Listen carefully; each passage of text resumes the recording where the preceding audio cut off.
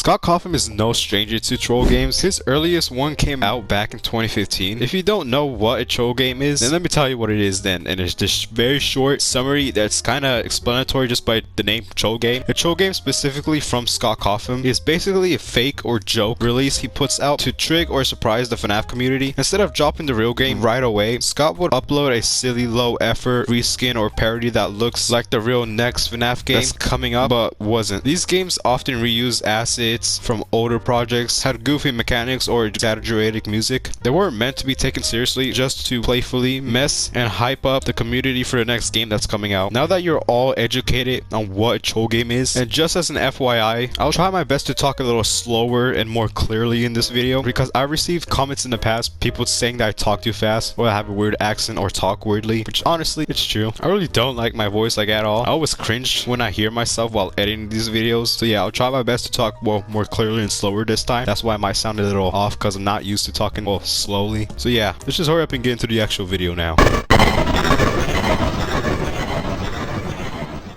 It's early 2015, hype for FNAF 3 is through the roof. Everyone's speculating about the mysterious salvage animatronic. This was before we found out his real name, by the way. And then, out of nowhere, Scott just drops FNAF 3 on Game Jolt. No teaser, no warning, just bam. Here you go. Naturally, the fandom lost its collective mind. People were downloading it at light speed thinking, oh my gosh, this is the real game here. They booted up. Instead of dark, terrifying horror game everyone expected, what we actually got was, well, this. Yeah, it's definitely not the real game, if that wasn't obvious enough. Scott even posted that FNAF 3 was cancelled, quote unquote, because he got hacked, and honestly, a lot of people bought this because this was Scott's first real troll release, and one of those poor souls that got tricked by Cawthon was, well, Ducko. Scott, you're a troll, okay? I was so upset, I thought you actually got hacked, and I got really upset, but looks like you trolled us. He generally thought Scott been hacked, and well, he was pretty upset about it, at least until he realized that it was just a troll game. The game itself, well, it's just a reskin of Scott's old project. There is no pause button. And fun fact, that's where his current profile picture actually comes from. Originally, it played the troll song in the background, but Scott swapped it later because, well, copyright. It's okay, Scotty boy. I got the same copyright issue too. Around this time, a lot of fans actually believed FNAF 3 would be free roam. So when the troll game came out, the menu music, it had like sounds of dripping water, or like you were like in a sewer somewhere, and a lot of people ended up thinking that all those rumors were, well, real because of this. But yeah, in the end, it was just Scott trolling. FNAF 4 was wrapping up, and a lot of people thought this would be the end of the franchise, and were wondering what Scott was coming up next. Scott said that he wanted to work on different stuff, and maybe a few things with the, well, old characters. And then Scott came out with some teasers for FNAF World. Later on, he ended up putting out a post saying his site got hacked by a mysterious Laws hacks, and that the hackers stole early builds of FNAF World. And that night, sure enough, FNAF World Halloween Edition dropped on the Game Jolt. I don't really have much to say about this one since, well, it's FNAF World. And when I was younger, I didn't really care much about FNAF World, but I do think people hating it for just being all cute and colorful was overkill. I mean, I love the art style and how adorable and cuddly it was. But yeah, that's all I really have to say about the FNAF World troll game. I mean, it's literally just FNAF World, but reskinned. 2016's sister location was shaping up to be one of the most hyped FNAF releases ever. New characters, a fresh new setting that actually takes heavy inspiration from Scott's earlier game, Desolate Hope, and then boom, trailer 1 drops. We never got trailer 2, by the way. And then Scott casually says, oh yeah, the game is too mature, so I'm gonna have to release 2 separate editions because, well, I said so. Immediately, everyone thought this was legit, especially since the message that Scott put out sounded so real. He wrote it with so much emotion that even MatPat believed it, but then when he actually played the game, oh, Matty boy was not happy. This is the press release. Hey guys, I wanted to let everyone know what I've decided, and it's just a warning. A lot of you aren't going to be happy about it, but please try to understand. Ever since I started making games, I wanted to be a world builder. I never wanted to make gimmicky games or things that didn't mean something. I wanted to create experiences that would really have an impact on people. I feel like I got to do that with the first few games, but somehow I feel like I let myself get too dark with this one. Things went sideways, and I look at this game now, and I'm unsure of how it will affect people. At the same time though, people want a horror game, and I get that. I understand that. This is supposed to be a horror game and not kid-friendly. So then what am I supposed to do? Release something that offends me just to satisfy those who want to play it? Or do I take the time and effort to really craft something that everyone can enjoy? The answer is obvious to me. And no one can decide if this is real or not, by the way. This is real, I think. This feels... It feels real. Can we prove this? This guy's good. Right? Preview of it. Okay, so the new... Yeah, cool. All right. Are you kidding me? Are you effing? Oh, it was a troll? Are you Was it a troll the whole time? Are you kidding? Oh, we got trolled. Are you kidding me? This is the equivalent of getting rickrolled on the Are you internet. kidding? They were so good. They were Damn so it! good. The chat warned us. Damn it! Yeah, Damn it was it! so good. Damn it! I was so excited. I'm excited. I was excited too. I was so effing excited. I'm like, this is such a cool thing. They did such a good job. I'm so proud of whoever this troll is. They did like so amazing. No, as this is well. Scott. This is Scott. You're proud of effing Scott Coffin for damn it! No, that actually does make it better. That's lovely. Yeah, he was pretty mad about it. Not in a Scott ruined my life kind of way, but more like, I can't believe you tricked me, man. Also, side note, the menu music for this troll game is actually kind of fire. And speaking of menu music, the Escapist 2 lockdown theme stirred up a lot of controversy back then because people noticed that it sounded almost exactly like the sister location menu theme.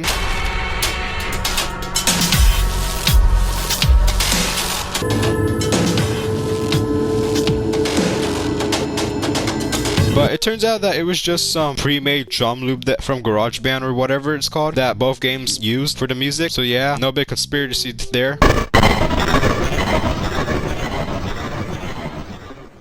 You might be asking, wait, Nudie, isn't Pizza Sim an actual whole game that literally ended the Afton storyline? And yes, you are correct. But back in July of 2017, Scott Coffin made a post on Steam announcing that FNAF 6 was actually cancelled. He said he wanted to step away for his mental health and that fans shouldn't expect a big follow-up anytime soon. Fast forward a few months, and December 4th, 2017, out of nowhere a free little game pops up on Steam called Five Nights at Freddy's Pizza Simulator. And if you looked at the Steam page, you'll probably think, oh, this is just a lighthearted FNAF spin-off, like how FNAF World was a cute lighthearted spin-off for the most part. The description literally calls it a fun little game where you design pizza and feed it to kids. The screenshots were all 8-bit arcade style FNAF minigames like we had in the past. Nothing scary, nothing sinister. Of course, since this was like the third time Scott has done this, a lot of people were suspicious of it, which I couldn't blame them because, well, you know, this is Scott's third time doing this, and it's probably one of my most favorite trolls he's done, especially to a game that's so important to the lore.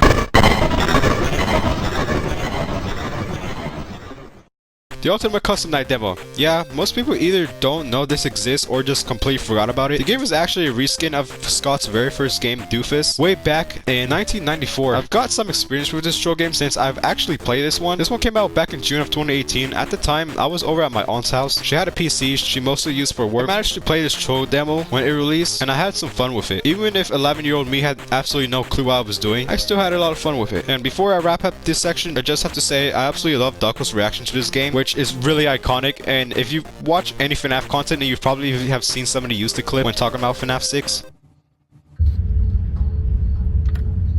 I mean, I love all of Daco's reactions since, well, it's Daco. He's basically played every single one of these troll games and absolutely loves the franchise. And he also played a troll game that we're gonna talk about right now.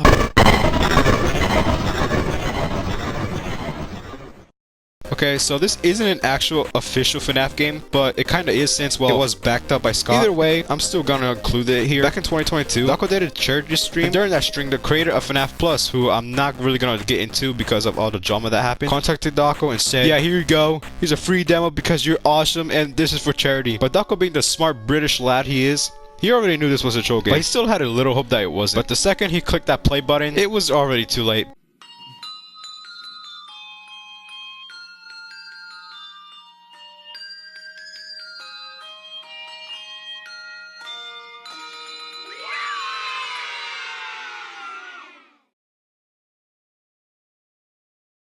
Let's just appreciate it working among us for another 5 minutes.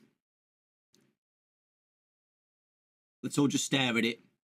And yeah, that's all I really have to say about it, since this one was really short, and I think Daco was like the only person who ever, well, quote-unquote played. I don't think Field ever published this on GameJolt or anywhere, but still, at least we got to see what the menu could have looked like if Phil didn't get into all that controversy. Before this video ends, well, it depends if you click off this video because, well, most of the people who watch these videos click off after like 5 seconds. I just have to let y'all know that I'm Catholic, and recently I've been getting more into my religion. If anybody knows me, like personally, I don't like to curse, and I haven't been saying the crazy stuff I used to say, and that I've been more lighthearted. That's because I've been reading my Bible more, and as a Catholic, my job is to spread the gospel. So that's what I'm gonna do since, well, my religion and this little dumb channel of mine both mean a lot to me. So what I want to do at the end of every video from now on is I'll read a Bible verse, talk about it, and I'll talk about what I think it means. These Bible verse readings won't be long, like a minute or two. That's why I'm having them at the end of the video. Also, since anyone clicking on a title stating Springtrap X Markiplier confirmed will be upset at the video starts out with just me reading something out for like 2 minutes and not actually talking about FNAF. But yeah,